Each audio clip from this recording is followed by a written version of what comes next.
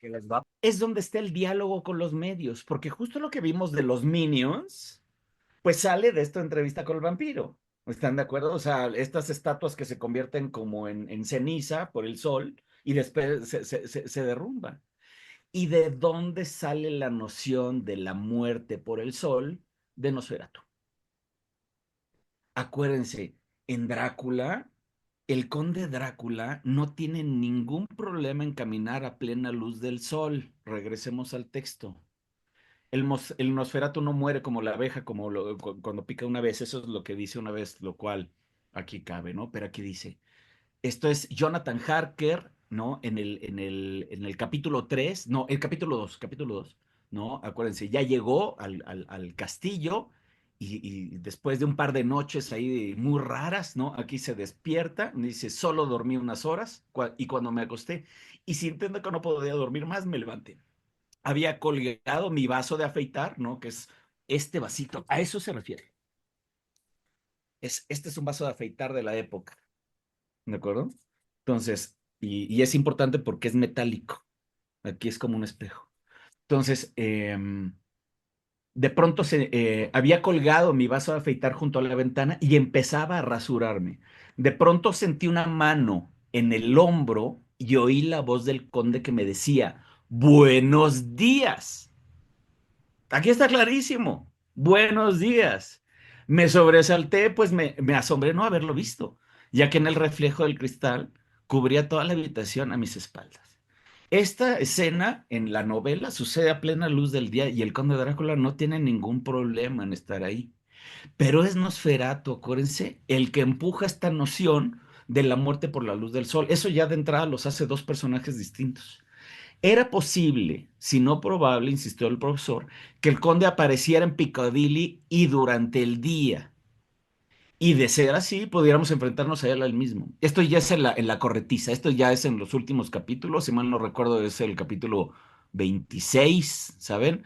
No, aquí ya Mina ya también fue abusada, acuérdense, porque aquí no hay un tema de romance, hay un tema de abuso, ya fue abusada tanto física como psicológicamente, y aquí ya viene la persecución de las últimas cajas del conde, acuérdense que él se trae 50 cajas que reparte por Londres, ¿no? Y unas de ellas acaban en la casa de Piccadilly. Entonces, en la casa de Piccadilly, que es antes de que salga corriendo el conde, porque ya no tiene escapatoria, no, perdón, ya no tiene más bien escondites, entonces su única escapatoria es salir corriendo de regreso a Transilvania. Antes de que haga eso, está la casa de Piccadilly, que es sumamente importante en la novela, y también se dice que estaba ahí a plena luz del día. Insisto, el conde Drácula, ¿no? Y lo menciona Van Helsing en el texto y es clarísimo. Dice que se le reducen sus poderes al mediodía, ¿no? Sobre todo en temas de cambiarse. Por ejemplo, si él se quiere transformar en lobo, ya no se puede estar transformando a plena luz del día. O sea, si él es lobo, antes de que salga el sol, se tiene que mantener lobo, lobo, lobo, lobo, lobo hasta la noche y ahí se puede cambiar. Esas son como las limitaciones, pero en ningún momento se establece que muere con la luz del sol. Ese es un discurso narrativo de Nosferatu. Él no arroja, esto es fundamental entenderlo, porque esa es la gran diferencia discursiva entre Nosferatu y Drácula. Él no arroja ninguna sombra, él no hace ningún reflejo en el espejo, como la otra vez Jonathan lo observó, lo acabamos de leer. Esto lo dice, acuérdense, Van Helsing en esa reunión, no se los deja muy claro. El conde Drácula no genera ni reflejo ni sombra, porque acuérdense, este es un reflejo de Satanás, no tiene alma. ¿Y qué es lo que hace Murnau? Venga, una gran sombra, ¿sabes? Este no puede ser Drácula. O sea, es la antítesis de Drácula de entrada. Es como, por ejemplo, ahorita hay un personaje que yo detesto, detesto con todo mi corazón, se llama Draculaura. Es una muñequita. Una muñequita, además, que además es muy popular, muy popular. Pues claro, no está diseñada para mí, que yo soy purista de Stoker y que yo, Stoker, y los vampiros tradicionales. Draculaura, literal, es la antítesis de Drácula, y sin embargo lleva el Drácula en el nombre. Me puse a analizarlo, y bueno, pues para empezar es una chica. De entrada es como adolescente, súper femenina, detesta la sangre, ¿sabes? O sea, es como todo lo que no le gusta a Drácula, ella lo es.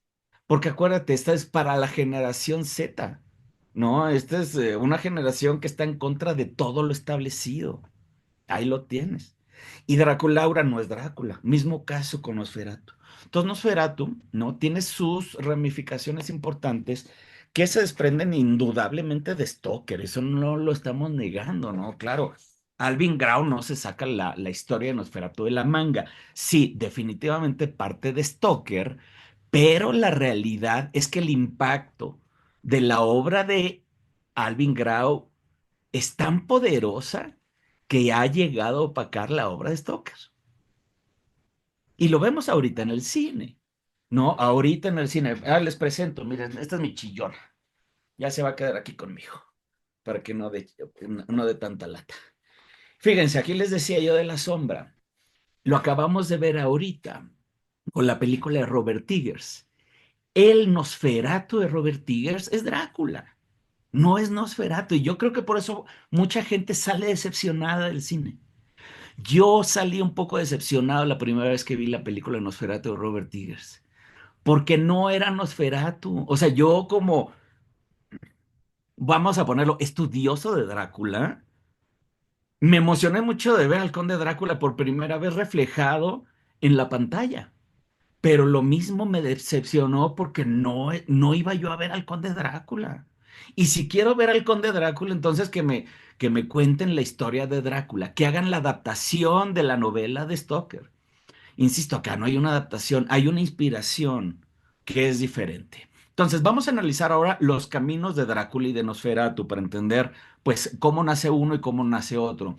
Recordemos, ¿no? En el caso de Drácula, que, bueno, pues a mí, insisto, es un genio este tipo, mas no es un gran escritor. Vuelvo a regresar ahí. Para mí es un genio de los medios, un tipo sumamente adelantado a su época. Y ahí para mí radica su genialidad. Porque, insisto, tenía un dominio mediático como nadie, o sea, como nadie en su época. O sea, este tipo sabía de telégrafos, de trenes, sabía de electricidad, sabía de mandar correos, sabía de organizar la gira de uno de los personajes más nefastos, insisto, y encima de todo, ¿no? Que era casi casi el esclavo de Henry Irving durante 30 años, encima de todo se da el lujo de escribir la que yo considero es la mejor novela que se ha escrito en la historia de la humanidad, ¿sabes? Ahora, si hubiera sido un gran escritor, no quiero ni pensar la cantidad de libros que hubiera publicado. Desgraciadamente, pues no le daba, porque, insisto, no era su chamba. Ahora sí que era su hobby, ¿no? El tema de la escritura, pero su chamba no era, su trabajo era pues ser el encargado del teatro más importante. Pero regresemos al tema de Stoker, y esta mujer es muy importante, que es su mamá. Ahora sí que su mamita, porque además Stoker tiene una peculiaridad que creo que no la tocamos la semana anterior, que durante 7 años estuvo en cama. No, sobre todo al principio. Se dice, yo una vez lo discutí con Dacre Stoker, recuerden que yo fui socio de Dacre Stoker en algún tiempo, entonces hubo mucha colaboración, entonces yo tuve mucho acceso al Stoker State y sobre todo a charlas de uno a uno con Dacre Stoker. Ahí está en mi canal, ahí están todas las charlas, ahí están grabadas por si alguien quiere revisarlas. Y justo una de las cosas que tocábamos mucho fue esto, ¿no? Es muy probable que no haya estado enfermo Bram Stoker, sino que la medicina que le daban es probable que lo haya mantenido en cama. Acuérdense que la medicina de antes no es como que ahorita vas a la farmacia y te tomes algo que ya está probado científicamente. Antes era un volado. Es los inicios del conocimiento humano. Entonces, bueno, la medicina, ¿no? En este caso se utilizaban mucho los opioides. No, y acuérdense, los opioides, pues atarugan, ¿no? En realidad atarugan. Pues si no, veamos ahorita el problema de fentanilo que hay en Estados Unidos, ¿no? O sea, la gente, desgraciadamente, que consume demasiados opioides quedan como zombies, o sea, quedan incapaces, ¿no? Entonces, imagínense que esto se daba en pequeñas dosis, ¿no? Pero se les daba. Entonces, a un niño de 7 años es muy probable, y es algo que yo me lo platicó el mismo Dacre Stoker, ¿no? Es probable, o sea, no estamos diciendo que eso haya sido, porque no está confirmado, pero es probable que una de las razones es que le hayan dado una medicina con opioide, lo cual lo tenía prácticamente incapacitado durante 7 años.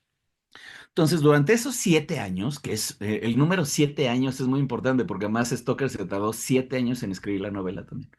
Entonces, durante 7 años, la mamá, ¿no? Charlotte, se dedicó a contarle historias, ¿no? Porque, bueno, pues era pues es el único entretenimiento, ¿no? Stoker solamente podía salir al teatro, por eso le apasionaba el teatro, ¿no? Entonces, se presentaba un teatro callejero en Berlín, ¿no? Que era como un teatro guiñol, más o menos, ¿no? Entonces, eso le encantaba, ¿no? Le llamaba mucho la atención, ahorita se los voy a enseñar. Pero la mamá, en términos generales, se encargaba de contarle historias. ¿Y de qué le contaba historias? Pues de historias de su vida, ¿no? Y a ella le tocó, acuérdense, ella viene de Irlanda, ¿no? Le tocó una parte terrible de la historia donde Irlanda sufre de la crisis de las patatas, ¿no? Porque se echan a perder, ¿no? Las patatas. Entonces hay un tema de hambruna brutal, entonces, bueno, la gente empieza a morir de hambre, ¿no? Y eso se suma también a pestes. O sea, y eso no lo veamos tan lejos. Recuerden que hace 3 años estuvimos guardados todo el planeta por una peste que además arrasó a la humanidad, ¿sabes? O sea, lo veíamos en las noticias y estábamos súper, súper, quizás hasta nos tocó cercano a cada uno de nosotros, ¿no? Algún caso, pues que la muerte se llevó a alguien cercano, pues por la peste, ¿no? Entonces, bueno, estas son las historias que Charlotte le contaba al pequeño Bram. Y el pequeño Bram, imagínense, pues estaba en su cama, ¿no? Quizá, no estoy diciendo que así lo haya sido, pero insisto, si estaba tomando opio, no, porque así era tema de la medicina. Pues imagínense las imágenes que se le venían al chiquillo a la cabeza, ¿saben? O sea, debió haber sido aterrador el momento, ¿no? Este es un poco lo que les decía, ¿no? Entonces, las pantomimas que se presentaban ahí en Irlanda, entonces era el tipo de espectáculos que él podía ir. Entonces, bueno, esto, ¿no? Es un poco como el contexto de donde viene la imaginación, ¿no? De Bram. Y al final del día, bueno, pues el hecho que haya escrito de vampiro, pues tiene que ver evidentemente con las historias que la mamá le contaba. Ahora, Bram, milagrosamente, por eso es lo que hace dudar de qué es lo que le había pasado, milagrosamente después de 7 años se cura. ¿Qué pasó, Elena? Discúlpame, no vi tu mano. Ay, perdón, no, ha de haber sido un dedazo. Lo siento, lo Ah, siento. bueno, pues, ¿quieres comentar algo? No, bueno, no, no, nada más bueno, del guión de Nosferatu. Es que me agarraste en curva. Sí, perdón, es que Eh, vi tu mano, por eso. no, yo creo que fue un dedazo porque ahorita conecté el disco externo y como que se botan varias ventanas. Ok. No, nada más hace rato mencionabas que del guion, bueno, de la película y de Alvin Grau, ¿no? Pero la responsabilidad en sí de la historia es de Henrik Gallen, el guionista, que al final pues él hace la obra, Alvin Grau la prueba, ¿no? Y están conscientes de que es una adaptación, quizás sí libre, pero al final es una adaptación de Drácula, ¿no? Con muchos elementos del expresionismo, pero al final sigue siendo Drácula.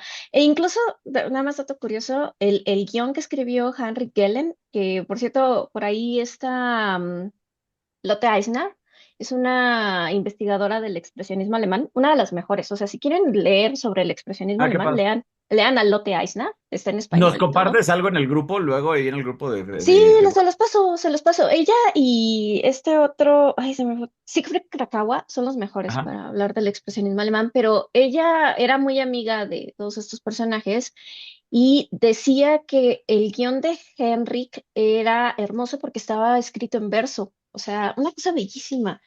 Por eso les Mm. decía, o sea, sí está bien, Alvin Grau es su productor, es el alquimista, el alma negra, pero al final Galen también era Eh. pesado, ¿no?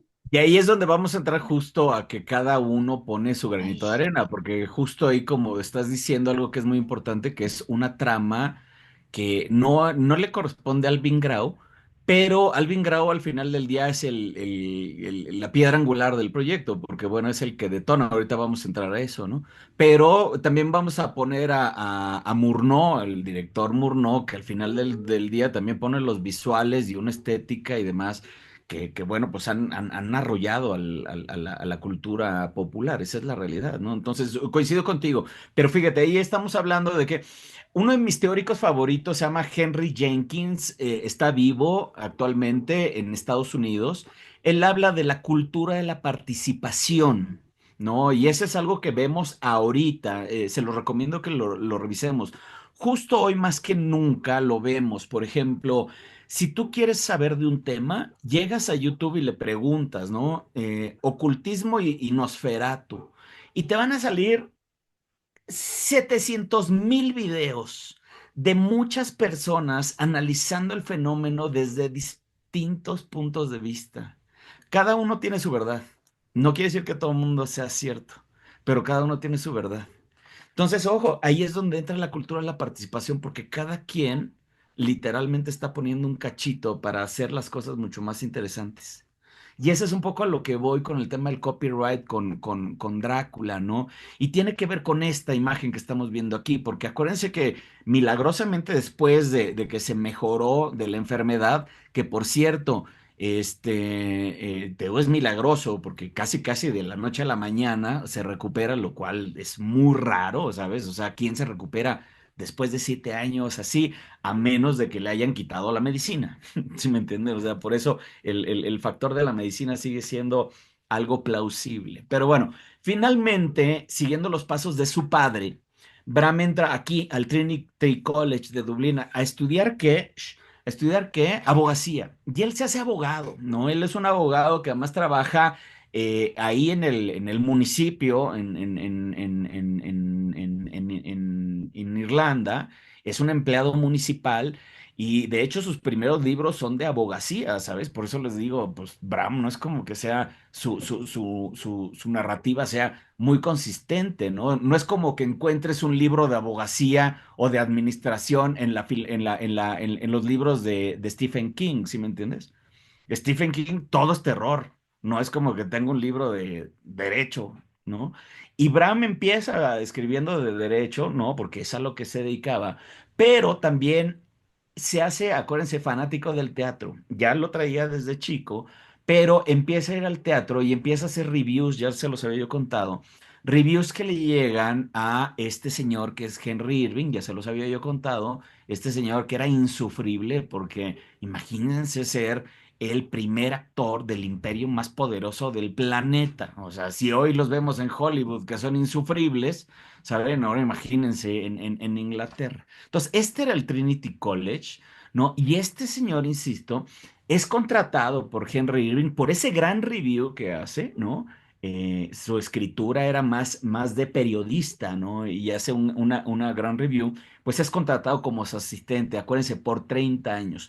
Y por 30 años pues le tenía que organizar las giras a este señor, porque además siendo el más importante, pues viajaba como loco. Entonces, no nada más en Inglaterra, sino también tenía que ir a Estados Unidos continuamente, ¿no? Entonces tenía que saber de itinerarios, y eso lo vemos reflejado en Drácula, ¿sabes? O sea, los itinerarios son importantísimos en la novela. Entonces, fíjense cómo cada uno de los elementos de la vida de Stoker van entrando a su narrativa.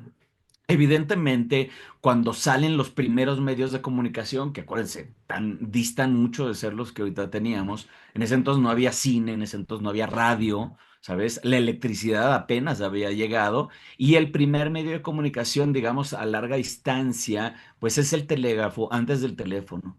Y Stoker lo utilizaba, pero fantástico. Y por eso vemos varios telégrafos en la novela. Entonces, acuérdense, Stoker va robando de su propia vida, de su propio contexto, él va robando cosas y lo va metiendo, insisto, a su narrativa. Esta parte es fundamental. Stoker empieza a viajar como loco, ¿no? Por ser pues, el asistente de Henry Irving, particularmente a Estados Unidos. Y eso, y siendo el que tenía que organizar las cenas, ¿no? De Henry Irving, pues le daba acceso, pues, a las grandes figuras tanto del entretenimiento como de la política. O sea, literalmente Stoker se codeaba con todo mundo, ¿no? Y además con gente sumamente muy, muy, muy, muy importante. Silvia, dime. Tú has comentado hace un momento que, que bueno, que de repente cuando pasaron 7 años, eh, pues él se puso, a ver, que se puso bien, que ya no estaba enfermo. No sé si te has leído el libro Drácula, el origen. El de Dacre Stoker. Sí, Sí, vale, pues ahí sí que se, como que se, como que se va introduciendo ya la figura del vampiro, porque en este caso no es la madre, sino bueno, pues la nana que tienen, ¿vale? La que le está contando pues historias, le claro. cuenta también historia. Dime, dime. No, no, no, sigue, sigue, sigue, sigue. Le está contando también historias de terror. Entonces, y luego desaparece. Mm, Entonces, mm, nos queda la duda si es por la medicina o es porque la, la nana tenía algo. ok. Importante, el texto que tú mencionas es ficción y es una ficción que se inventa Dacre Stoker, ¿no? Además, no es original de Dacre Stoker porque Stoker no escribe, Dacre Stoker no es escritor, él siempre utiliza algún compañero, ¿no? Esa, no me acuerdo con quién la escribe, ahí la tengo el libro, no, ahorita no quiero bajar por él, pero por ahí lo tengo, pero no es original de él. Y él, ojo, agarra cosas de la vida de Bram y las mete en la narrativa, pero no las tomaré yo como ciertas. Si realmente queremos estudiar la vida de Stoker, yo recomiendo a David Skal. David Skal es un tipo muy serio que además estudió mucho tanto a Drácula como a Stoker y de hecho se peleó con el Stoker State porque pues se encuentra cosas que no le gusta al Stoker State que se digan de Stoker, ¿sabes? Y yo la verdad es que tuve el honor y privilegio de conversar con David Scala antes de que muriera y también sí te puedo decir que no hay mejor académico, aunque él no era académico, no hay mejor estudioso y académico que David Scala. Entonces recomiendo yo mucho Hollywood Gothic, ¿no? Que además ya está en español también. Y recomiendo mucho En su nombre en la sangre, ¿no? exactamente, exactamente, esos dos. Es Y el ahí que tengo yo. precisamente analiza un poquito este tema que estamos platicando, ¿no? Y justo ahí también, mucho de lo que yo he estudiado, lo he estudiado yo por David Skal. Entonces, digamos que yo soy de la corriente de David Skal, no de Dacre Stoker, porque Dacre, para ser honesto, está más concentrado en hacer dinero, que es algo que vamos a ver, que es recurrente en el Stoker State, que realmente en seguir el legado de Bram. Esa es la realidad, ¿no? O sea, hay que ser completamente honestos. Y bueno, pues Bram, insisto, se codeaba con la crema innata de la sociedad. Y eso tiene que ver con Walt Whitman. De hecho, se intercambiaban cartas, ¿no? Esa es una de las cosas que no le gusta mucho al Stoker State, porque aquí sí hay tintes de cierta, se habla de homosexualidad. Yo no me atrevería a llamar a homosexualidad, pero había demasiada camaradería, digamos, entre Walt Whitman y Stoker. Las cartas que se intercambian son demasiado sensibles por ponerlo en algún término, y sobre todo en una sociedad que era completamente hermética para ese tipo de temas. Por eso insisto, Drácula no es una historia para esta generación, para la generación Z, ¿no? Donde por antonomasia está en contra de todo, ¿no? Entonces Drácula, acuérdense que es el reflejo de un punto de vista super macho, que es la época victoriana. O sea, más macho que esto no puede haber. Este es el pináculo de todo. Acuérdense que aquí la religión dominaba, hombre, pues lo era todo. Y justo, pues estos cuates, digamos, estos camaradas, ¿no? Pues eran los amigos de Bram Y muy querido, su amigo Walt Whitman, eso es indudable, pero también se llevaba mucho, y es curioso, con la mamá de Oscar Wilde, con Lady Jane Wilde. De hecho, le roba una frase, creo que, ay, ahorita no lo tengo presente, pero, listen, no, hay una frase que es muy icónica del conde Drácula que se la roba a Lady Jane Wilde, ¿sí me entienden? Literalmente, la decía Lady Jane Wilde y entonces Stoker se la roba. Insisto, Stoker era un genio porque además sabía tomar de aquí, de acá y de acá y todo eso pues lo fue metiendo en una gran narrativa. Fue amigo y enemigo al mismo tiempo de Oscar Wilde, ¿no? Porque además Oscar Wilde procuró precisamente a Florence Balcom, que terminó siendo Florence Stoker, la esposa de Stoker, que además se decía que era una belleza sin igual en su época. Entonces, en algún momento había rivalidad. Y así, igual, acuérdense que Oscar Wilde también tiene sus dejos de homosexualidad y que era muy escandaloso. Entonces, bueno, pues eran este tipo de caballeros de la época. Entonces, no veo por qué Stoker no pudo haber sido igual y no tiene absolutamente nada de malo, como además ya estábamos claros en esta época, ¿no? Sin embargo, también era muy amigo de otro tipo de personajes muy importantes como Sir Arthur Conan Doyle, que ustedes seguramente lo recuerdan con novelas como Sherlock Holmes, ¿no? Otro de esos personajes indudables que además son contemporáneos y acuérdense, los dos brincan a los medios de comunicación de manera casi simultánea.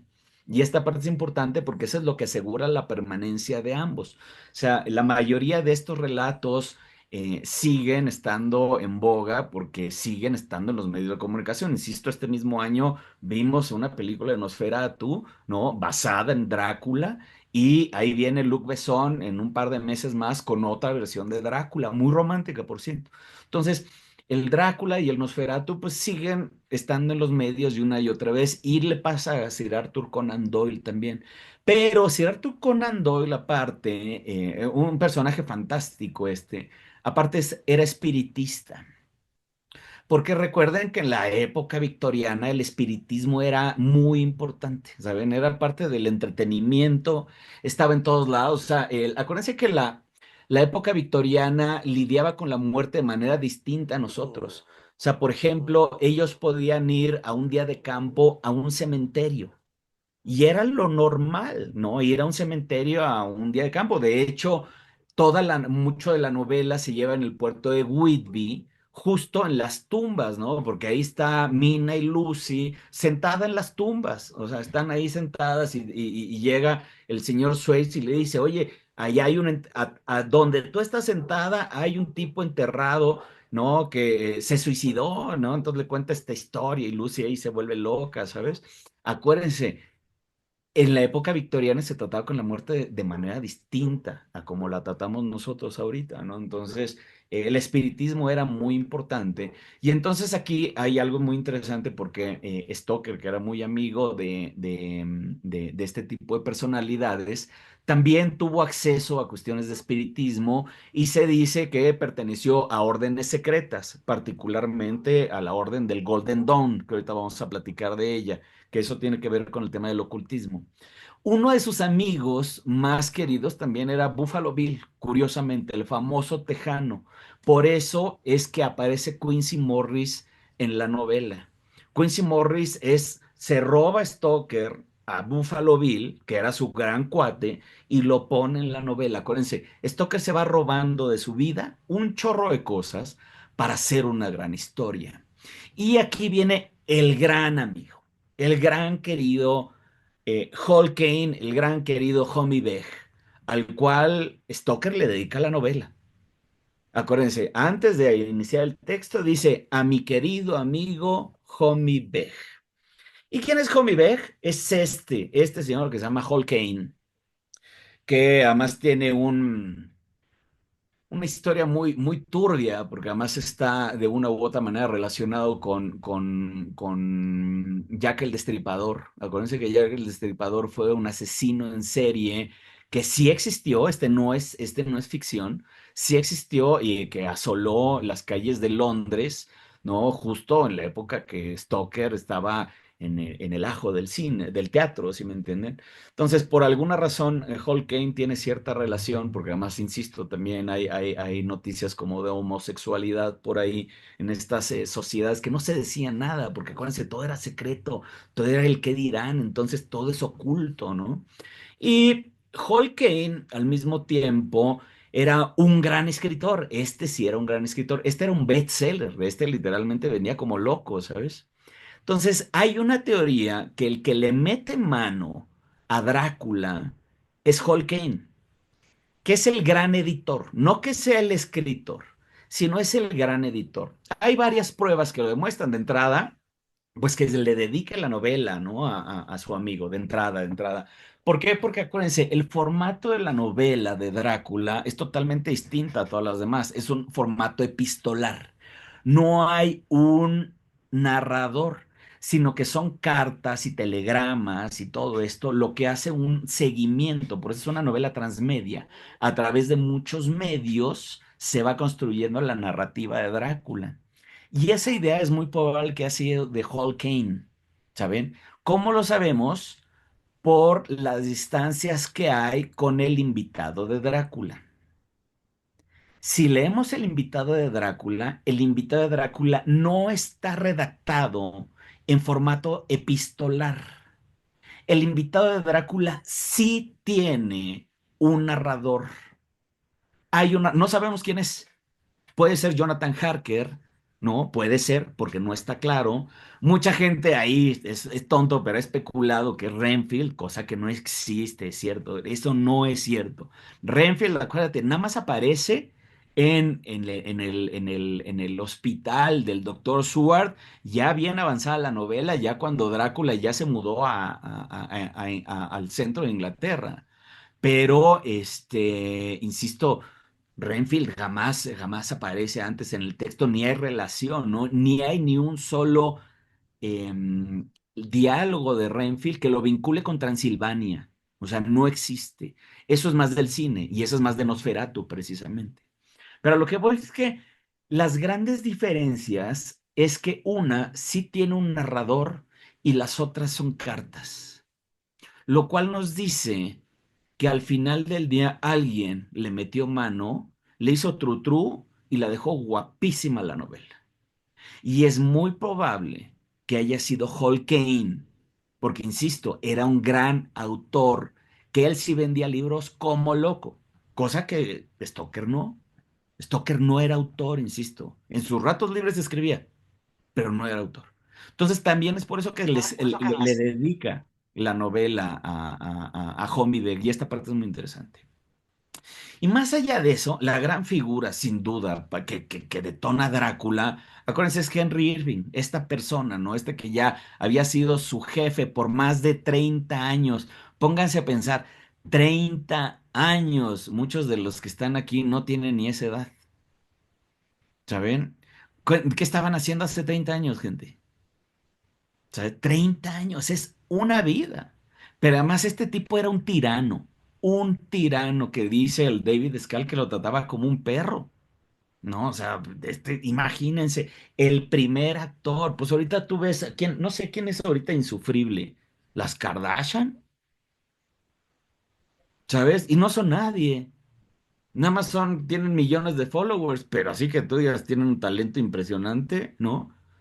Pero ese tema de que son muy sobradas y que ven a todo el mundo hacia abajo y yo estoy por encima de ustedes, pues el primero que inauguró todo eso, pues fue este señor.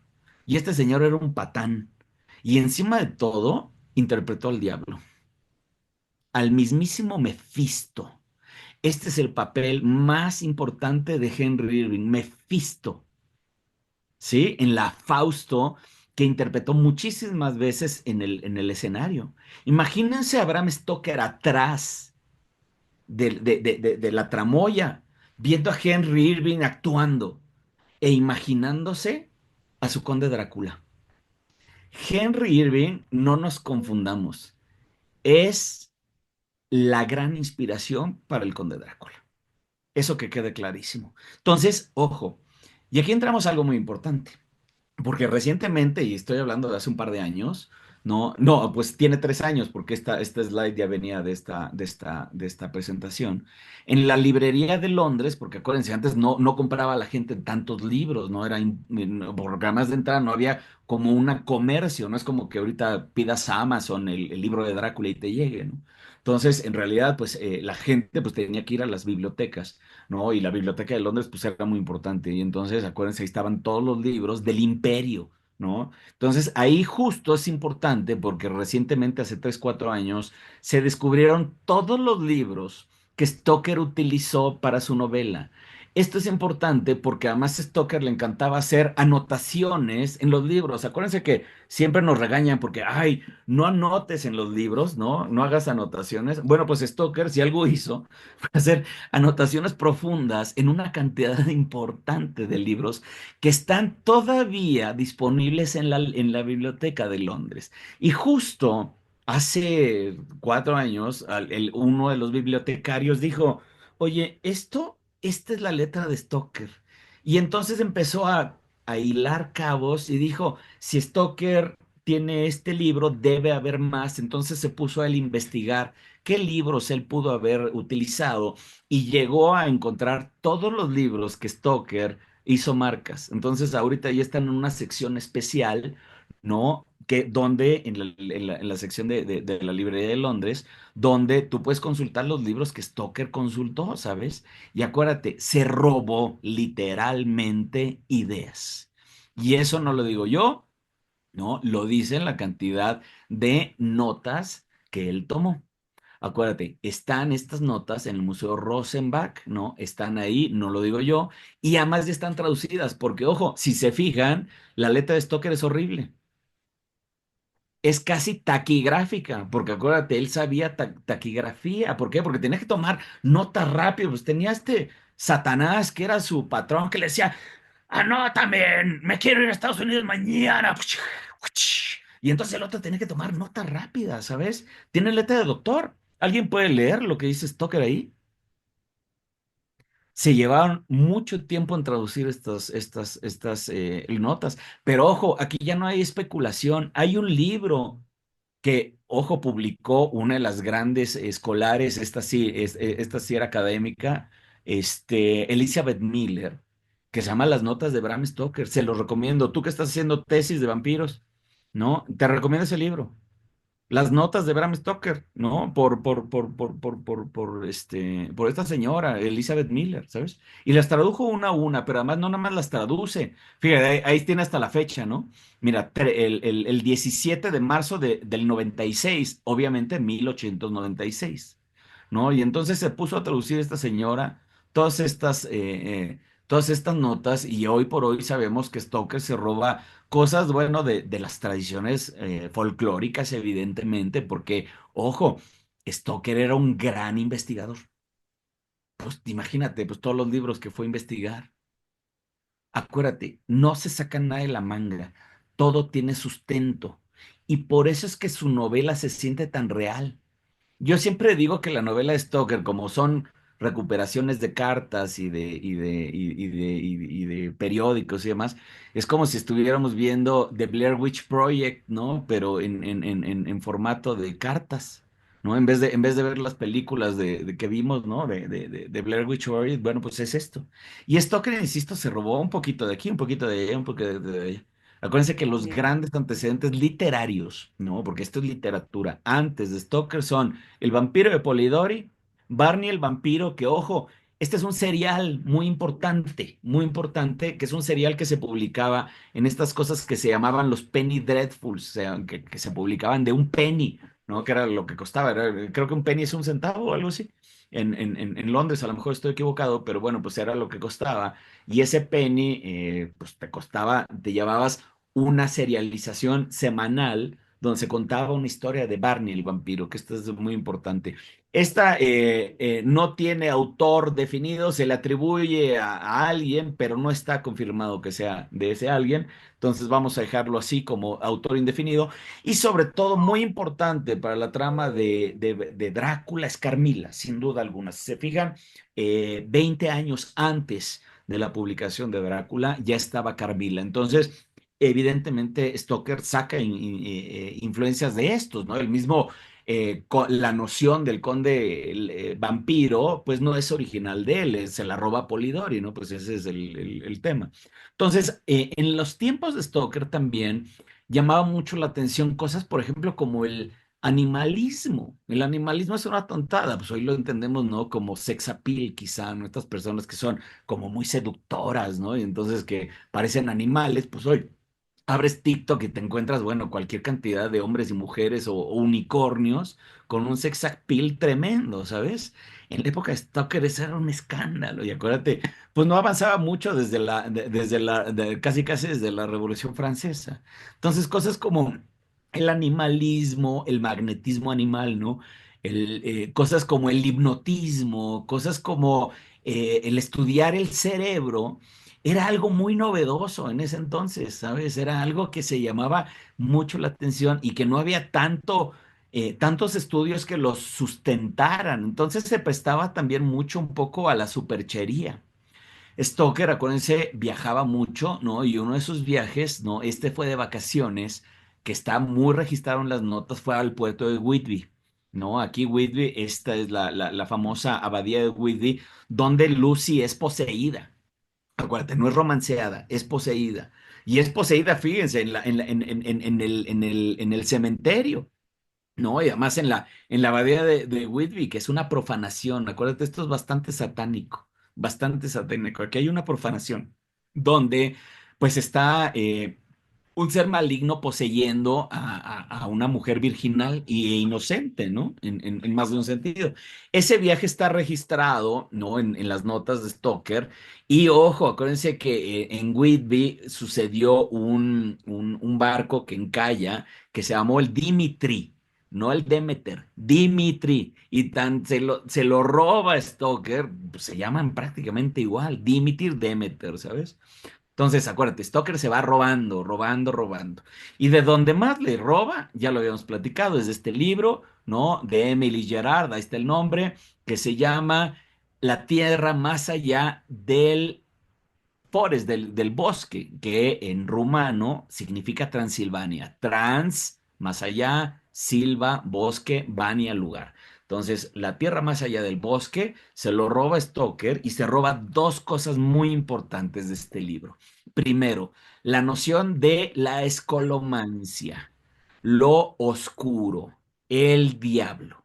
Acuérdate que Stoker tiene a Mefistófeles en la cabeza porque era el personaje de Henry Irving. Entonces dice, ay, esto está padre, esto me hace sentido y ya tiene sustento en la historia, ¿sabes? Para darle concreto a su vampiro. Entonces, en el libro de Emily Gerard se habla de este volcán, ¿no? Que precisamente explota y que hoy, curiosamente, una de las cosas que esto me parece fantástico de Dacre Stoker, porque además si algo tiene Dacre Stoker fantástico, es que es como un Indiana Jones, entonces va a los lugares donde hay que ir. Yo me hubiera encantado acompañarlo, pero evidentemente no se puede. Pero este tipo, Dacre Stoker, ya fue al lugar donde se supone estaba puesto el castillo de la novela, que no, acuérdate, no es el castillo Es el de castillo de Bran.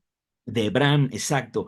Eh, Curiosamente, otro gran autor que se llama Hans de Roos, que fue el que tradujo la Mar Micrana, ¿no? Esta traducción al islandés, él la tradujo con Google Translate, y ojo, la tradujo hace 10 años, ¿sabes? Con el Google Translate, y se dio cuenta que eran dos historias distintas. Él se dio cuenta que en las notas de Stoker viene una localización con puntos cardinales, ¿sabes? Que están justo en donde tendría que estar ubicado el castillo real. Y Baker Stoker fue ahí, y eso me encanta, porque fue a poner una placa donde debe estar el castillo, y el castillo es justo un volcán. Que ojo, ¿qué es lo que tiene el volcán? Particularmente azufre. Acuérdate, los azufres están relacionados con el infierno. El volcán son las puertas de entrada al infierno, según la parte medieval, ¿sabes? Entonces, el azufre huele a infierno. Por eso es importante esta zona, porque esta zona donde literalmente estaba el castillo, porque Stoker investigó tan bien que hasta la localización tenía, ¿no? Entonces, y justo uno de los fenómenos naturales que se dan por ahí es que a veces se incendia de manera azul el piso y salen las llamas azules que son mencionadas en la novela. Acuérdate que en algún momento cuando el conde Drácula va por Jonathan Harker y ya van hacia el castillo, Jonathan se saca de onda porque ve llamas azules en la oscuridad. Bueno, pues ese es un fenómeno natural que se da porque, insisto, los vapores de azufre se llegan a incendiar generando esta llama azul en medio del bosque de la nada. Entonces, fíjate, hasta esos detallitos se roba a Bram Stoker y lo incorpora a su narrativa. Eso es fantástico. Pero lo mejor es que se roba la palabra Drácula. ¿Cómo sabemos que se la roba? En sus Mm. notas, aquí está clarísimo. Ahí está Per- clarísimo, ¿no? Dime. Perdona que te interrumpa. ¿Puedes poner la diapositiva anterior? Esta. No, la anterior que era de... Vale, esa. Este libro lo encuentras en línea, ¿eh? Lo encuentras en el proyecto Gutenberg. Acuérdense que el proyecto Gutenberg, hablando Sí. de Gutenberg y la imprenta, lo que hace es publicar en línea casi todos los libros. Entonces, este libro ustedes lo pueden consultar en línea, porque además no tiene copyright tampoco.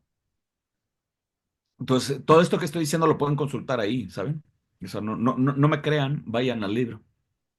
Y está ahí, es Emily Gerard, la autora. Acuérdense que ella era la esposa de un embajador que estaba puesto ahí. Entonces imagínense, si hoy por hoy nos llama la atención ver Instagram, ¿no? Y alguien que se va, no sé, a un país exótico y estás viendo y lo sigues, ¿no? Por sus viajes, pues ahora imagínate en 1800 no sé, 60, pues una mujer que además debe haber sido espeluznante estar en Rumania, porque además Rumania pues en muchas zonas sigue siendo muy rural y sigue teniendo pues hasta tratos hasta medievales, como aquí en México, ¿no? En México pues tenemos muchas zonas que, bueno, pues también tienen pues, están completamente separadas de la Ciudad de México y su cosmogonía es distinta, ¿no? Entonces, bueno, esto es importante, insisto, este libro, porque se roba la palabra, literalmente se la roba Drácula. Drácula se la roba Stoker, y aquí está la prueba. El conde siempre se llamó el conde Guampir. Ahí está tachada la palabra Guampir. Esa sí se la alcanzan a ver. Dice el conde, raya, conde Guampir. Y luego hay una raya que está tachada. Y luego dice Drácula. ¿Por qué? Porque, ojo, se llamaba Guampir y la novela se llamaba El No Muerto. Aquí está. Esta es letra de Bram Stoker. ¿Sabes? Y ojo, esto lo llevó a la imprenta.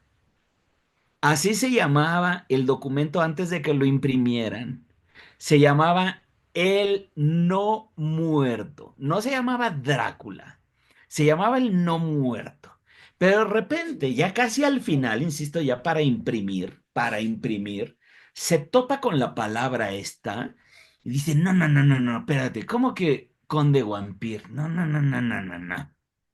Conde Drácula.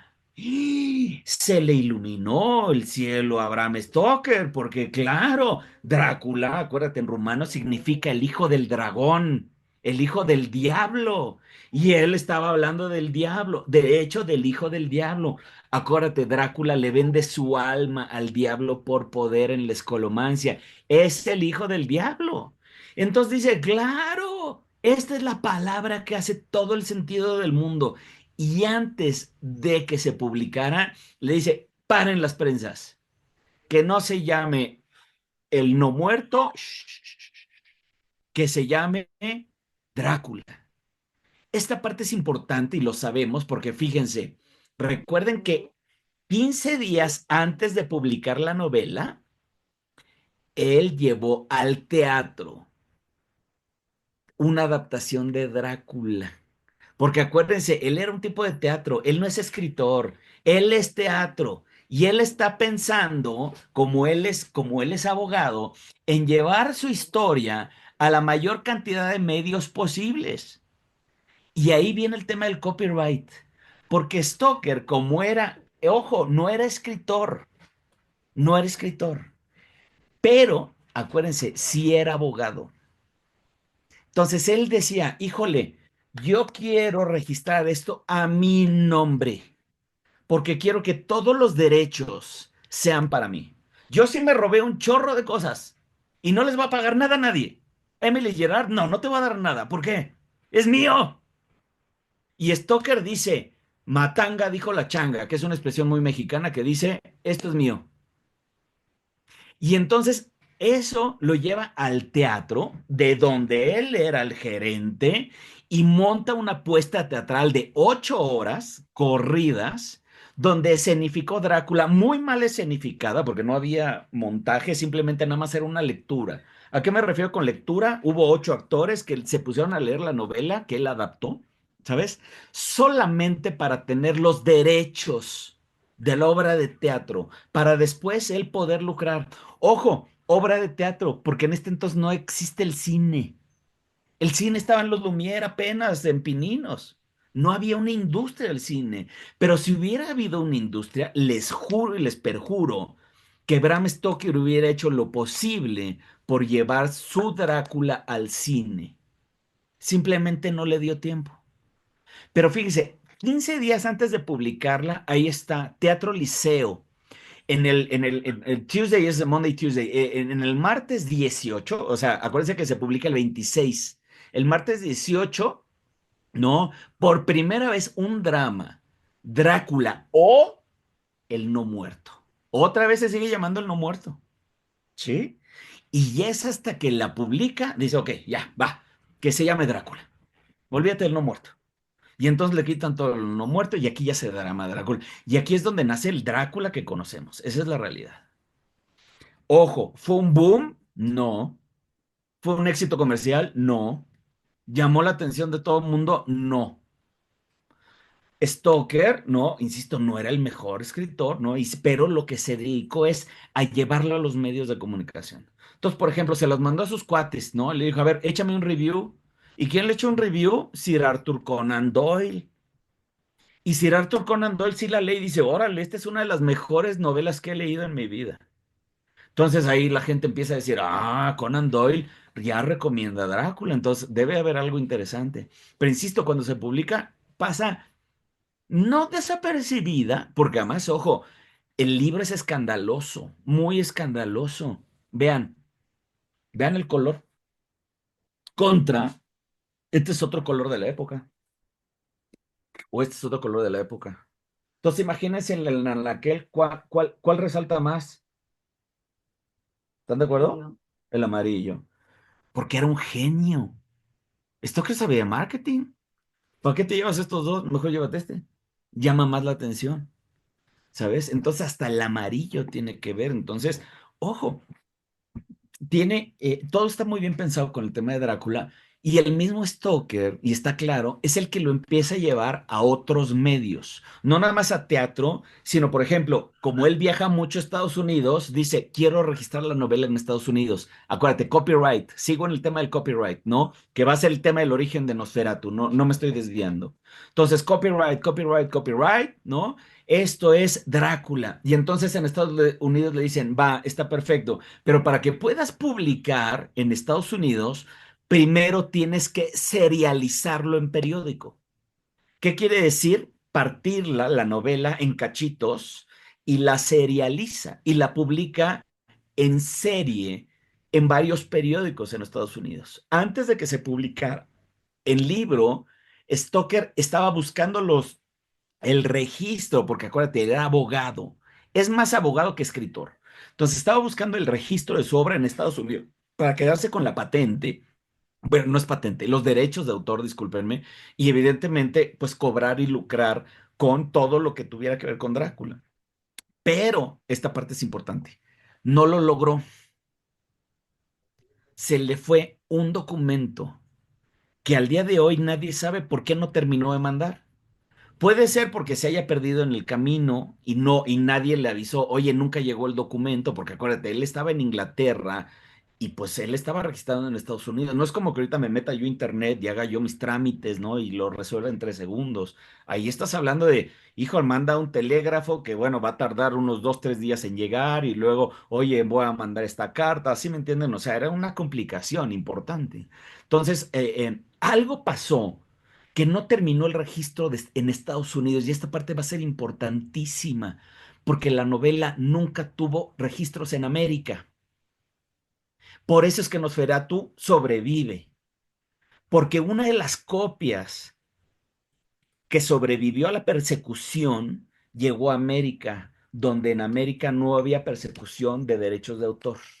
Esta parte es fundamental entenderlo, la diferencia entre Nosferatu y Drácula.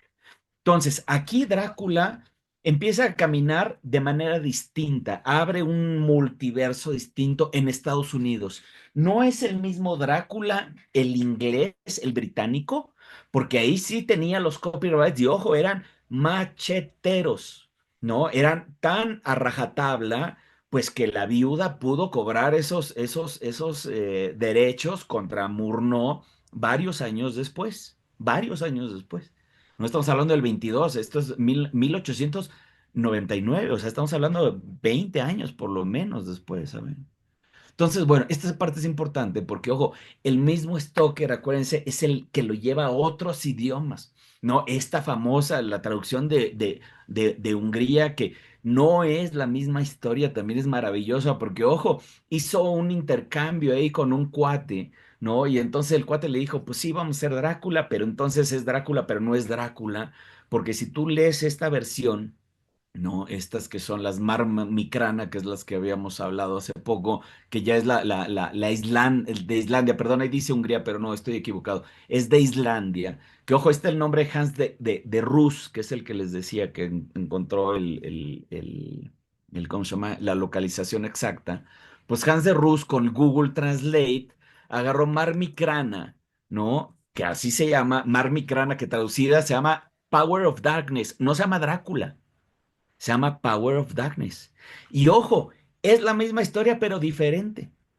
Ahí sí podemos hablar de dos cosas distintas, porque ahí sí sale el mismo conde, están en Transilvania, pero salen personajes que no salen en la novela de Stoker.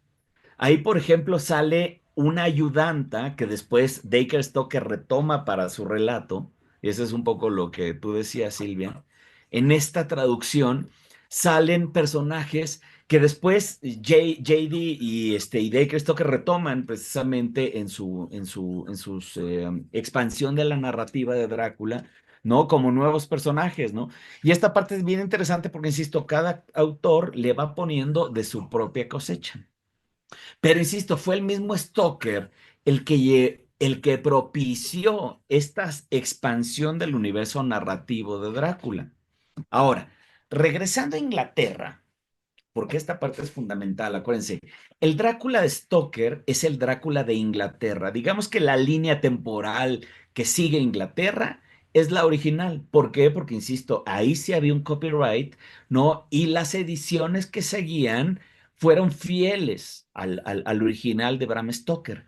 Cosa que en los otros países, insisto, ya había ahí varias historias paralelas, varias historias alternas, había ediciones, ¿saben? Y aquí es donde entra esta mujer que es Flores Balcom, que insisto era la esposa de Bram Stoker, que ojo, a la muerte de Bram, pues ella queda en la calle. Y esa es la realidad, ¿no? Porque justo después de 30 años de servicio a Henry Irving, y aquí viene la historia muy triste, porque después de ser brillante y de estarse codeando ahora sí que con la crema innata de la sociedad, muere Henry Irving y Stoker queda en la calle, ¿no? Esa es la realidad. Pero por eso se explica que él haya perseguido tanto el tema de los copyrights de Drácula, porque decía, oye, si ya tengo esto, lo voy a explotar comercialmente. Entonces, él es el que muy aferradamente está persiguiendo los derechos, porque, insisto, además, pues él es el autor, más aparte él es abogado, o sea, pues, ¿quién mejor que él para hacerlo? Pero a la muerte de Stoker, que si mal no recuerdo es 1912, ¿no? Pues Florence, ¿no? La esposa, pues se queda pues, literalmente en la calle, ¿no? Entonces ella es la que empieza a decir, bueno, entonces ahora yo voy a perseguir los derechos, ¿no? Y además, bueno, pues es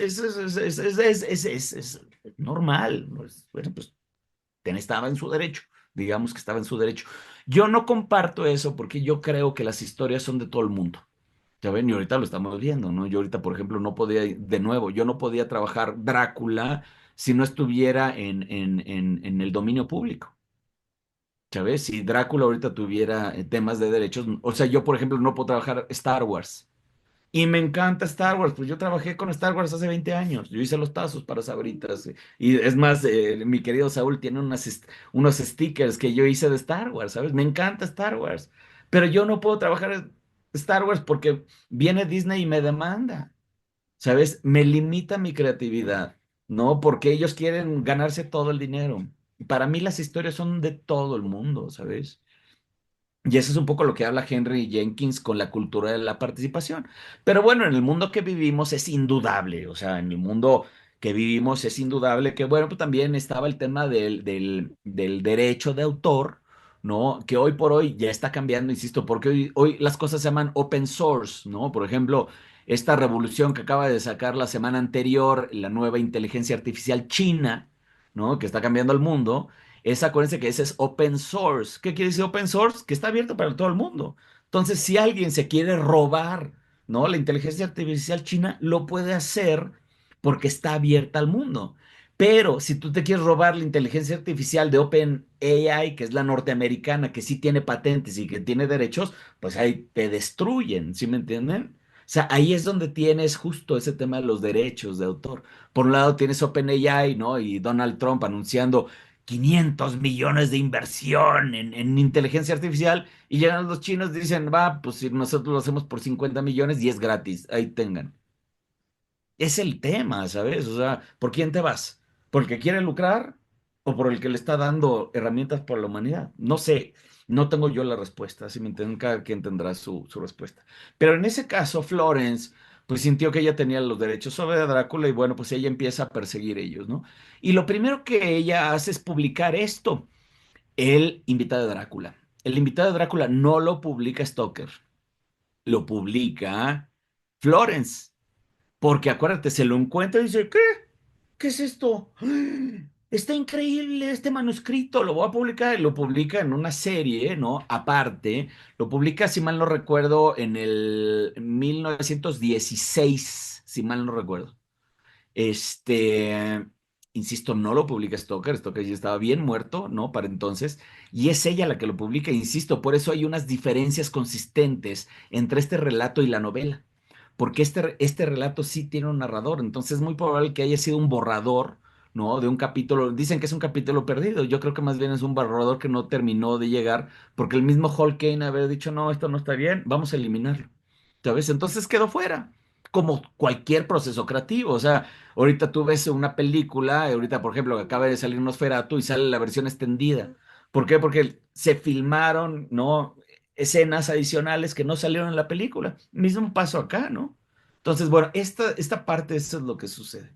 Pero esta parte es importante porque, miren, esta es la decimotercera edición inglesa de Nuevo Regreso a Inglaterra, porque la versión inglesa sí mantiene sobre todo al conde Drácula de Stoker, y aquí pues, lo vemos visualmente, aquí es de las primeras ilustraciones del conde Drácula, y es muy claro y evidente cómo es, no hay punto de duda, aquí no está Bela Lugosi haciendo ruido, ¿no? Aquí el conde Drácula es un viejo, ¿no? Con bigote, el famoso bigote, y se lo vemos que está descendiendo del castillo. Esta es una imagen a la cual Alvin Grau tuvo acceso. Porque insisto, ¿no? El Drácula, del que él tuvo acceso, pues es el Drácula inglés, que es donde nace Nosferatu. Y aquí es donde entramos ya con las grandes diferencias.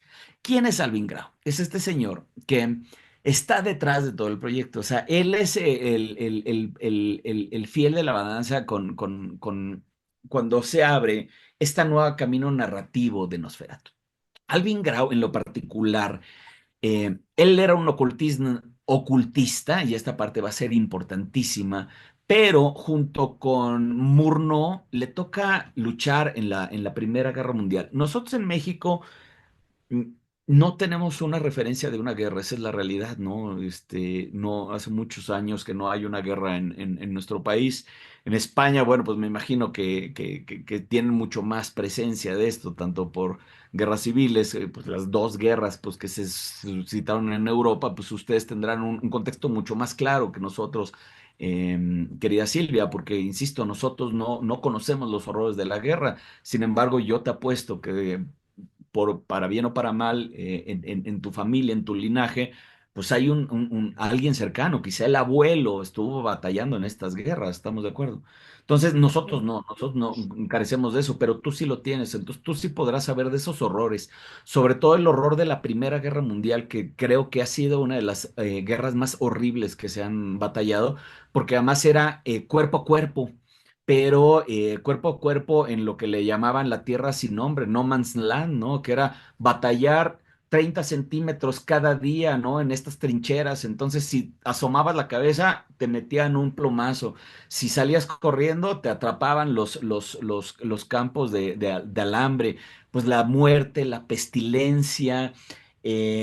Acuérdense que ahí empiezan las guerras químicas, empiezan a soltar el gas mostaza, entonces la devastación es brutal.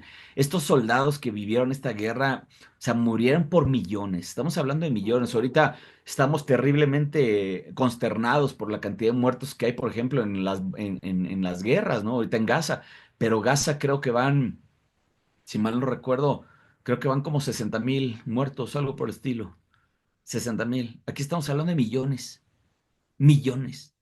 O sea, a mí no me da la cabeza para entender la cantidad de muertos que hubo en el periodo de pocos años, ¿no? De 6 años, que además se mataban de una manera horrible entre ellos, porque además sale lo peor del ser humano. Hoy por hoy las guerras que son fatales, no estoy diciendo, pero casi casi parecen videojuegos, ¿no? Son chicos que están atrás de un ordenador mandando bombas, ¿no? Pero ahí era cuerpo a cuerpo. Estamos hablando de horrores. Y este es Alvin Grau. Este es el contexto de Alvin Grau. Es totalmente distinto al de Bram Stoker. ¿Sabes? Entonces aquí se encuentra, porque ojo, él estaba estacionado en Yugoslavia, bueno, en lo que antes era la provincia de Yugoslavia, ¿no? Y ahí justo un campesino le cuenta una historia de vampiros, justo en la guerra. Imagínense, en medio de esos horrores, él estando en la guerra, un campesino le cuenta una historia de vampiros, y aquí es donde empieza Nosferatu. Aquí esta es la obsesión de Alvin Grau. Él quiere hacer una historia de vampiros que además mezcle ocultismo, porque insisto, él es ocultista, igual como se dice de Bram Stoker, porque además, acuérdense que habíamos dicho que Bram Stoker más o menos se dice, porque no está nada confirmado, que pertenecía a la orden Golden Dawn, lo cual no es nada, insisto, del otro mundo, porque además, insisto, él como se codeaba con la crema innata de la sociedad, pues la crema innata pues tenía contactos con los masones, con estas órdenes secretas, o sea, no es nada del otro mundo. Es muy probable que que no, perdón, dije Dacre, no, es Bram Stoker, haya pertenecido al Golden Dawn, quizá por tema de socialité. ¿Sí me entienden? Porque era lo que sucedía en esa época. Hoy por hoy es más difícil pertenecer a esas sociedades porque pues además ya no están de moda. Pero acuérdense, sí les llamaba. Sí, acuérdense, él estaba justo ahí donde estaban estas personas. Entonces, este Alvin Grau sí pertenecía a esa orden y era también seguidor de Aleister Crowley, que ojo, en la época era una de las personas, acuérdense, el hombre más malvado del mundo, ¿no? Hasta los Beatles lo tienen en su portada, ¿no? The Wickedest Man on Earth se llamaba este cuate. ¿Por qué? Porque este sí era un ocultista. Él sí buscaba la magia satánica. Él no es cuento. Él era el cuate que se puso a investigar, que hacía sus rituales y que fundó sus órdenes. Y ojo, tenía una cantidad de seguidores importantes porque además también era muy mediático. Entonces, todo lo que él hacía, pues salía en los medios de comunicación, se hizo súper famoso, ¿no? Entonces, y ojo, eso aunado a que pues eso lo lleva a Mefistófeles, a Alvin Grau y Mefistófeles, pues es esta, acuérdense que Mefistófeles era la representación del diablo en los medios de comunicación en la época. Y pues, ¿quién mejor, no? Pues que insisto, Henry Irving en su representación, lo cual lo lleva a Drácula, esa es la realidad. Y entonces, Alvin Grau lo que buscaba era hacer una historia ocultista.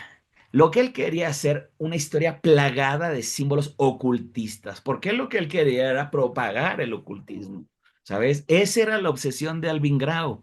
Tan es así que filma La Prana Films. Y aquí lo vemos. La Prana Films, hasta el logotipo se roba, ¿sabes? Se roba el yin yang. Pero veamos, el Prana Films es eso. Te está hablando de ocultismo, te está hablando de símbolos ocultos que no estaban al alcance de todo el mundo en ese entonces. Ahorita busca esto en Google y hasta en Wikipedia te sale, ¿sí me entiendes? Pero acuérdate, en ese entonces, pues esto era diabólico, entonces daba mucho miedo, ¿no? Y sobre todo este tipo de lenguajes, ¿no? Que son símbolos ocultos, que la iglesia simplemente no permitía, ¿no? Y ojo, eso lo vemos reflejado en Nosferatu. Nosferatu es una historia de ocultismo que se soporta en una historia de vampiros que, by the way, se la roba a algo a Bram Stoker. Pero le roba, pues si acaso le roba el primer episodio, no, no, no capítulo, para mí Drácula son tres tiempos. ¿De acuerdo? El primer tiempo es la parte de Jonathan Harker, el segundo tiempo es cuando Mina y la caída de Lucy, más bien, ¿no? Que es cuando la posee, y el tercer tiempo es la posesión de Mina. Entonces son tres tiempos que además están muy bien segmentados una de otra en la novela. Es muy claro dónde acaba uno y dónde empieza el otro, ¿no? Ahí no hay confusión. Si acaso Alvin Grado se roba, o como tú dijiste muy claramente, la parte del guionismo, se roba la primera parte, en el mejor de los casos, ¿sabes? Pero tiene sus diferencias, tiene sus matices, como bien dices, no es tampoco tan literal, ¿no? Pero acuérdate, esta escena es clarísima, el famoso contrato Knock Orlok, así se llama, el contrato Knock Orlok, que es el que le lleva a Hotter, porque además no se llama Jonathan Harker, no le llama Alvin Grau y su guionista y su director, no les llaman como se llaman en la novela, porque insisto, sí se está inspirando, sin duda alguna, pero no está adaptando. Una cosa es inspirarte y otra cosa es adaptar. Adaptar es A, B y C, y yo la voy a llevar A, B y C. La voy a contar como yo quiera, pero voy a contar A, B y C. No voy a contar A y voy a contar otra historia totalmente distinta que es Z y Q, porque además esas yo me las saqué de la manga y puedo decir que es la misma historia. Nosferatu tiene cinco tiempos, a diferencia de la novela que tiene tres tiempos. ¿No? Y lo que más remarca Alvin Grau en todo momento es el tema del ocultismo, porque era su obsesión. Fíjense, aquí lo vemos, ¿no? Vemos al conde Orlok, ¿no? Claro, aquí está el pacto satánico y eso que están viendo ahí no es casual. No son dibujitos de niños, no son dibujitos hechos a la locura. Insisto, Alvin Grau era un ocultista y sabía de estos símbolos. Estos símbolos se llaman lenguaje enoquiano. ¿De acuerdo? Que son los símbolos angelicales. Y es parte del ocultismo. No es tampoco nada del otro mundo. O sea, insisto, si ahorita lo buscas en Wikipedia y te sale, ¿no? Es más, me robé esta de Wikipedia, ¿no? Para ser completamente honesto. Ya están los símbolos, ¿no? Y te dicen qué significa cada uno de estos. Lo que pasa es que hace 100 años, pues no estaba Wikipedia para que lo supiéramos. Entonces, solo unos cuantos lo sabían. Y por eso es significado oculto. No, y entonces, bueno, pues lo que están, es como el código Da Vinci, literalmente. El código Da Vinci para mí es el que ha revelado más ocultismo a nivel mediático en los últimos tiempos, ¿sabes? O sea, lo que dice el código Da Vinci es algo que antes no se podía mencionar, ¿sabes? Era oculto, solamente unos cuantos. Pero insisto, Alvin Grau no está haciendo esto, ay, mira qué detalle tan casual, no. Él lo está haciendo con alevosía y ventaja. Él sí quiere hacer una película ocultista. Él sí quiere llevar estos símbolos al público masivo. Y esto no es de Bram Stoker. Esto no es de Drácula. Sí tiene que ver, sí, Porque, ojo, acuérdate que Drácula le vendió su alma al diablo, ¿no? En la escolomancia. Y eso es algo que Alvin Grau dice, claro, me hace sentido, porque además, ojo, eso no es de Stoker. Acuérdate, eso es de la tradición del libro de Más allá del bosque de Emily Gerard, que Stoker ya se había robado. Entonces no es de Stoker. Entonces, si acaso, no, el tema de la escolomancia es de Emily Gerard. Entonces, aquí Alvin Grau dice, claro, me voy para allá, pero se está yendo al mito original que Stoker se robó. No, Stoker lo inventó. El tema de la escolomancia no lo inventa Stoker, se lo roba del mito. Y Alvin Grau lo que hace es robarse del mito. ¿Sabes? Entonces no puedes acusarlo de haberse robado a Stoker, porque insisto, Stoker mismo se lo había robado.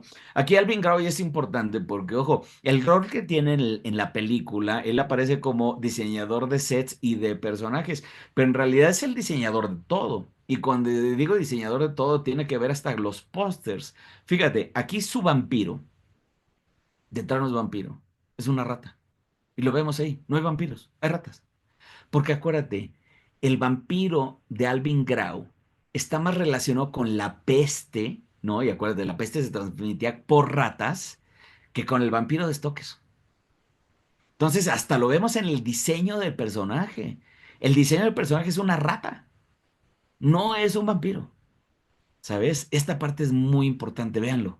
¿No? Tiene esos colmillos que ni siquiera son colmillos, porque ojo, Stoker se habla de caninos, ¿no? Ojo, en el cine, al parecer, no lo tengo confirmado, pero al parecer el primer personaje que salió con colmillos fue don Germán Robles, un español que vino a vivir a México y que interpretó aquí al Drácula mexicano, ¿no? El conde Alucard, que es Alucard Drácula, es al revés.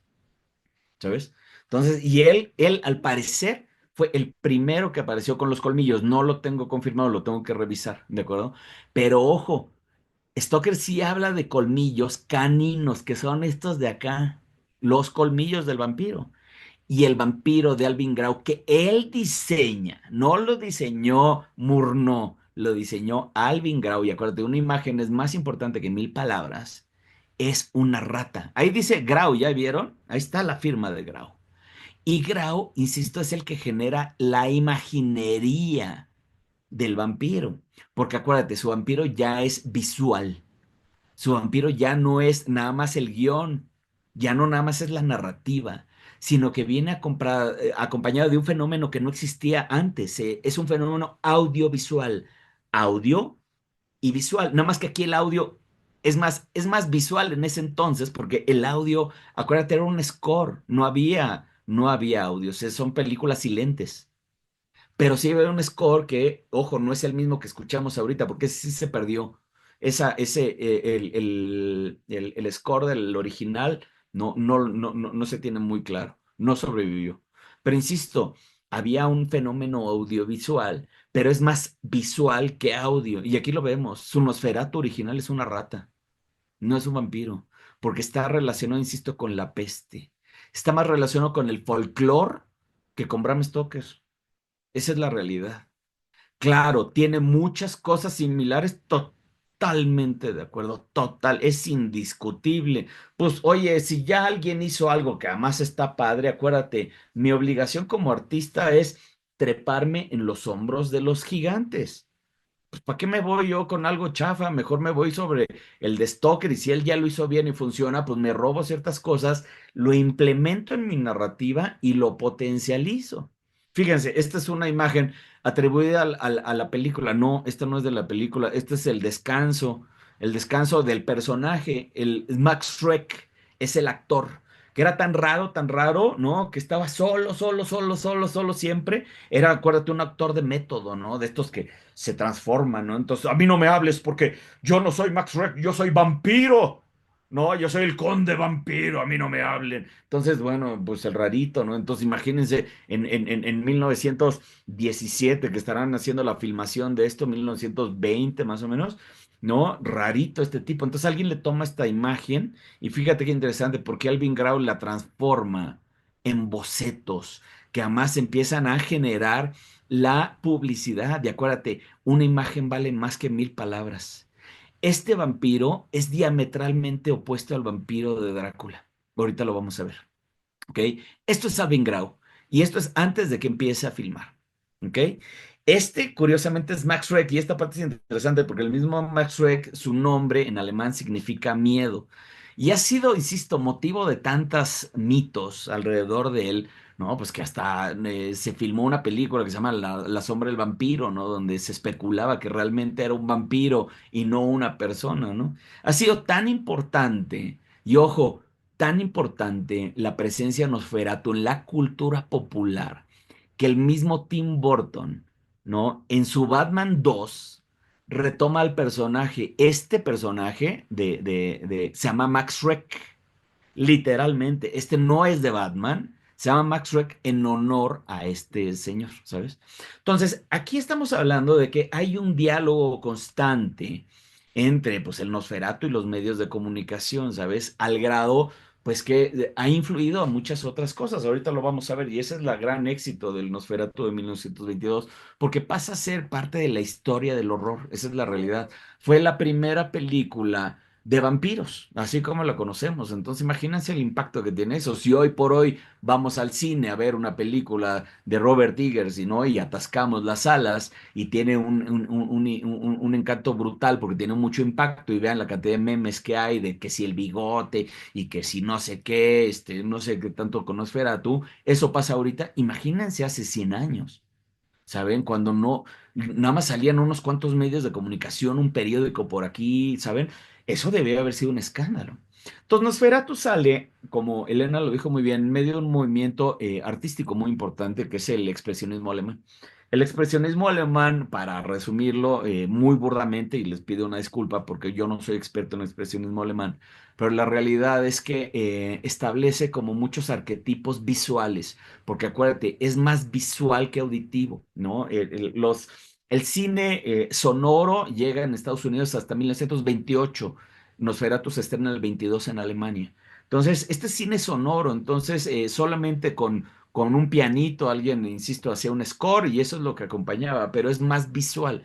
Y entonces, siendo visual, los directores de este movimiento ahora sí que se alocaron, porque además eran muy transgresores, ¿no? Sobre todo rompían la realidad, ¿no? Parte del expresionismo alemán lo que está haciendo es romper la realidad. Vean, por ejemplo, las perspectivas que están ahí en este cuadro, ¿no? Este es el doctor Caligari, que es una de las piedras fundacionales del movimiento, pero si se fijan, todo está chueco, ¿no? No hay ni una ventana ni redonda, bien hecha, o bien cuadrada, o una perspectiva bien hecha. Al contrario, está creado todo para crear ansiedad. Ansiedad visual. Si alguien de aquí tiene TOC y es de los que les encanta que todo esté perfecto, bueno, pues le está pasando fatal ahorita, ¿sabes? Porque te genera esta ansiedad visual.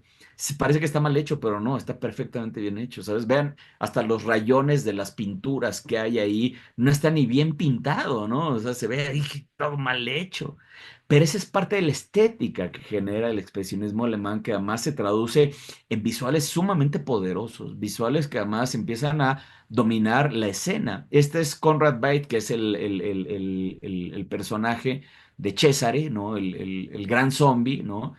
Y ojo, el hecho de, él establece un arquetipo, ¿no? Al ser este primer un personaje medio monstruoso, ¿no? Visualmente establece un arquetipo. Fíjense, esta estética se sigue utilizando, ¿no? El cine de Tim Burton lo utiliza una y mil veces, ¿no? Esta misma arquetipo. Hoy por hoy hay comunidades que se llaman las comunidades góticas, ¿no? Que han retomado este personaje así de influenciable, ¿no? Este sí es un influencer, ¿no? Este sí es un verdadero influencer, porque este literalmente pone una influencia no nada más a nivel artístico, sino a nivel cultural. Entonces, fíjense, estas adaptaciones, ¿no?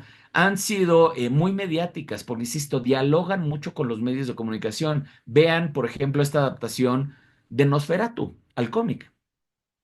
¿Sabes? O sea, aquí se ve claramente, pues, este diálogo, ¿no? Entre los medios de comunicación, entre las estéticas, ¿no? Y cómo va adelantándose. Entonces, ojo, el expresionismo alemán, que además es muy contrastado visualmente, son blancos y negros, pero además los negros son negros profundos. No son grises, sino son negros profundos, y los blancos son blancos también profundos. Vean, otro ejemplo, es el mismo actor, porque además pues no es como que hubiera 90 actores. Fíjense, ahorita estamos viendo a Nicholas Hoult en 90 películas, ¿no? Ya salió Nosferatu, pero también salen en Superman, pero también, imagínense, si ahorita estamos hasta la sopa de Pedro Pascal, ¿no? Que repiten personajes una y otra vez. Pues en ese entonces también había personajes que eran muy repetitivos, ¿no? Este es el mismo actor, es Conrad Bate, ¿no? Y aquí está interpretando otro personaje que es el hombre The Man Who Laughs, el hombre que sonríe, ¿no? Que al mismo tiempo dio paso a la creación de otros personajes, porque, insisto, son muy mediáticos, ¿no? El expresionismo alemán puso las bases para mucho de lo que entendemos hoy como la cultura popular. El mismo Batman, bueno, pues es un producto completo de ese expresionismo alemán. Insisto, el Guasón, pues no sale de otro momento que de este lugar, ¿saben?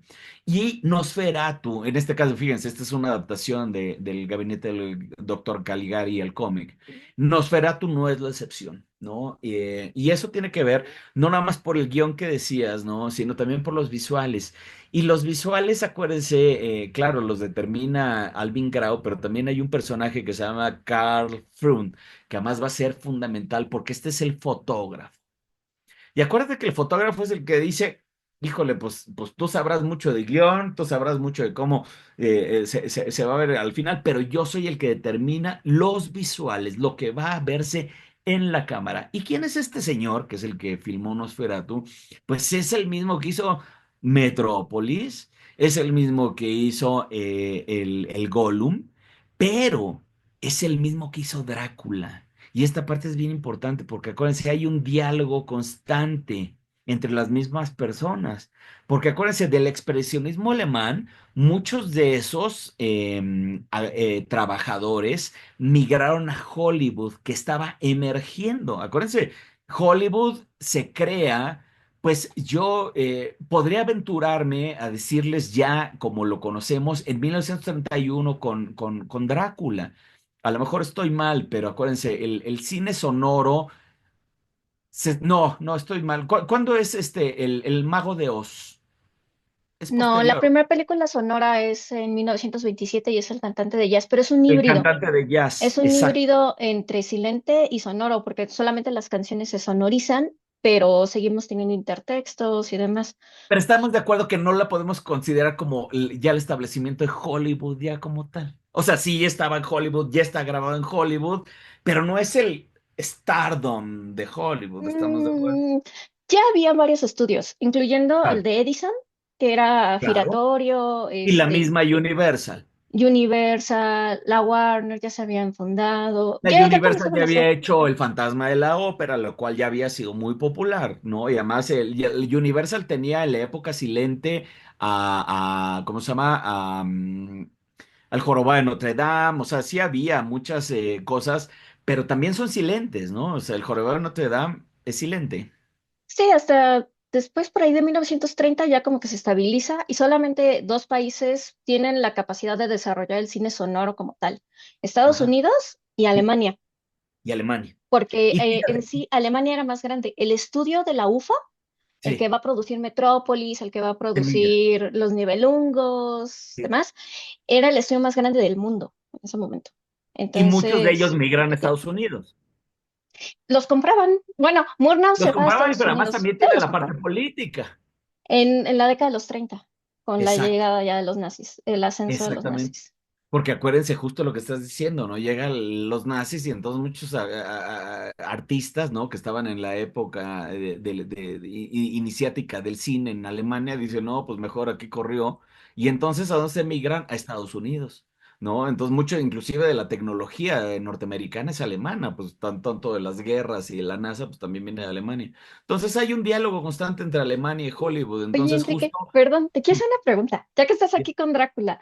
¿Qué hubiera Sí. pasado si Paul Leni, el director de El hombre que ríe, no se hubiera muerto? Y Hubiera si se sido una hubiera mejor llevado a cabo película. eso te iba a preguntar, ¿qué tal? ¿Qué hubiera sido con Conrad White en lugar de Bela Lugosi? ¿Crees que hubiera sido mejor Drácula? Mucho mejor. La verdad es que Drácula de 1931 yo la amo con todo mi corazón, pero es un plomo. Es terriblemente pesada, pesada, pesada, porque es teatral. O sea, la cámara es estática, no se mueve y no hay audio. Y entonces ve, o sea, son este tipo de planos, ¿no? Entonces tienes a Bela Lugosi 40 segundos así. Y entonces verla al día de hoy es un reto, porque es muy pesada. Y la verdad es que yo creo que te podría decir que es hasta aburrida. Y te podría decir que es una pésima adaptación de Drácula, porque poco o nada tiene que ver con el Drácula de Stoker. Insisto, este es un Drácula guapo. Y este Drácula viene del teatro, porque acuérdate, Bram Stoker sí había registrado los derechos del teatro, que fue los que Florence Stoker vendió a Hollywood para su adaptación. Entonces Hollywood lo que adaptó fue la obra del teatro, no la novela. Y eso es bien diferente porque la obra de teatro es otro boleto, porque en el teatro, por cuestiones de representación, es más fácil transformar a un actor en vampiro, porque echas humo y sacas un vampirito, ¿no? Y el actor se esconde, ¿no? Que transformarlo en lobo, porque en lobo, pues, ¿de dónde sacas un lobo? Nada más que se vea realista en el teatro. ¿Sabes? Y una transformación. Entonces, por eso el Drácula gringo, el Drácula norteamericano, es más vampiro, por el tema de Bela Lugosi. Pero estoy contigo. Yo creo que si el original, Conrad Veidt era uno de ellos y Lon Chaney era el que iba a interpretar a Drácula. Ese es el real. Pero murió de cáncer unos años antes de filmar Drácula. De hecho, Bela Lugosi era el último en la lista de posibles candidatos.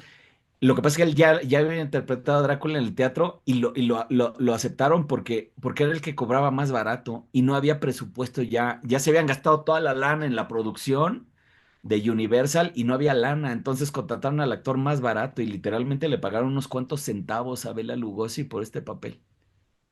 ¿Sabes? Este es uno de los más grandes dramas, por eso terminó alcohólico él, porque además era gigantesco, ¿no? A nivel mundial, todo el mundo hablas Drácula y evocas la imagen de Bela Lugosi. Acuérdate, una imagen es más poderosa que mil palabras.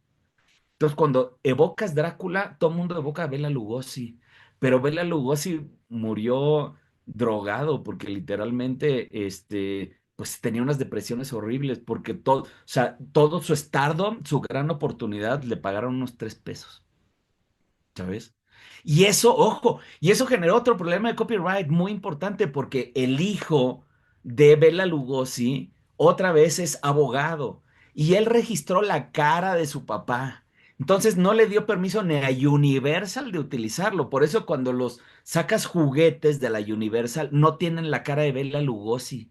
Y entonces es ahí donde hay un desmadre de Dráculas, porque hay 30,000 Dráculas por todos lados, porque precisamente el Drácula de Lugosi nadie lo puede utilizar porque lo que tiene el copyright es el hijo, imagínate del absurdo. Entonces, si no le pagas al hijo los derechos, no puedes utilizar a Bela Lugosi. Entonces, nadie utiliza a Bela Lugosi, pero entonces utilizan a su propio Drácula. Entonces, cada quien hace su propio Drácula. Y eso nos lleva, ojo, a una estética muy importante, porque el que Hollywood haya grabado con la gente de Alemania, ¿no? Se estableció, acuérdate, Estados Unidos se establece como una potencia cultural después de la Segunda Guerra Mundial. Porque los medios de comunicación se destapan. Viene la televisión, vienen las caricaturas, ¿no? El mismo Walt Disney, ¿no? Empezaba a hacer caricaturas en cine, ¿no? Entonces, y ya cuando viene la televisión, bueno, pues vienen las caricaturas. Y entonces empieza lo que hoy conocemos como la cultura popular. Y por ejemplo, una de las caricaturas sin duda, ¿no? Que establecieron como este arquetipo de lo gótico es Scooby-Doo. Y Scooby-Doo es conocido en todo el mundo y tiene todo la estética del expresionismo alemán, ¿sabes? Entonces, por eso es muy importante entender el expresionismo alemán porque nos ha influenciado en más de un sentido. Los grandes directores han sido influenciados por el expresionismo alemán. Alfred Hitchcock evidentemente hace honores al expresionismo alemán. Sin duda, Werner Herzog en su Nosferatu pues hace un honor al expresionismo alemán. Ni hablar de Tim Burton, que toda su estética es de expresionismo alemán, y evidentemente Robert Eggers, ¿no? Antes de Nosferatu, ¿no? Antes de Nosferatu, esta de la bruja y esta de la Lighthouse, bueno, pues tiene unas influencias del expresionismo alemán, y ni hablar de su Nosferatu, ¿no? Que ya es como la epítome de todo esto. Pero regresando al 22, ya dirigido al Nosferatu, ya ya como película de Murnau. No, esta parte es importante porque Murnau es el que la dirige y se lleva los créditos, ¿no? Y hay que entender que las historias, insisto, son distintas. Las dos se llevan en Transilvania, sí. Las dos tienen a cabo un conde, sí. Pero es inclusive más creíble la de Nosferatu que la de, la de Londres, porque literalmente Londres se lleva a cabo en el pueblo de al lado, ¿no? Acuérdense que en ese entonces Alemania y Rumania, bueno, pues están muy cerca, ¿no? Geográficamente están muy cerca, ¿no? Y los viajes son muy cortos. No es lo mismo viajar de Inglaterra a Rumania que viajar de Alemania a Rumania. De hecho, están pegados. Entonces, hacía más sentido, es más orgánica la trama de Nosferatu, porque tiene que ir a visitar al conde y, bueno, pues está aquí cerca, ¿no? O sea, no está tan lejos, ¿no? Como el otro. Entonces, y ojo, se crean un pueblo en Alemania que se llama Wisborg. Este pueblo no existe, pero ojo, siempre estuvo en Alemania.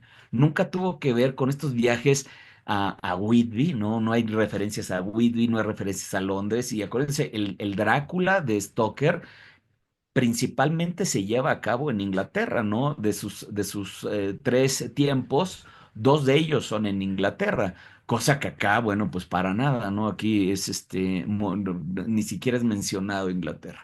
Pero el Murnau el Nosferatu Murnau es muy interesante porque pone una estética que revoluciona absolutamente todo, no nada más a nivel de la filmación, sino también al nivel de diseño de personaje, que va a ser súper importante para entender las diferencias. Acuérdense, esta es la descripción de Stoker, ¿no? De su Drácula, y lo comparamos con el Drácula de Murnau, ¿no? Entonces, dentro había un anciano alto, bien afeitado, salvo por un largo bigote blanco y vestido de negro de pies a cabeza, sin una sola mancha de color en ninguna parte. Bueno, pues aquí de entrada vienen las diferencias, ¿no? Porque aquí este tipo, el vampiro de Murnau, sí le roba algo, como por ejemplo el color negro de la capa, perdón, de la vestimenta, pero de ahí en fuera, pues no hay nada, ¿no? Porque el vampiro de Stoker sí tiene pelo y el de Murnau no tiene pelo. El vampiro de Stoker tiene colmillos y este tiene dientes de rata, ¿sabes? El vampiro de Stoker es más lobo, por eso tiene pelos hasta en las manos, y este es más rata, ¿no? O sea, son dos vampiros totalmente distintos. Su rostro era fuerte, muy fuerte, aquilino, con el puente de la nariz muy alto y delgado y los orificios nasales peculiarmente arqueados. Aquí sí podríamos decir que hay una similitud porque, bueno, pues está la nariz, ¿no? Luego, aquí es importante, el pelo le crecía escasamente alrededor de las sienes. Aquí el de Morneau es completamente pelón. Tenía cejas muy pobladas y un pelo espeso que parecía rizarse en su propia profesión. El vampiro de Murnau no tiene rastro de pelo por ningún lado, ¿saben? O sea, son dos productos totalmente distintos. Ahora, la boca, por lo que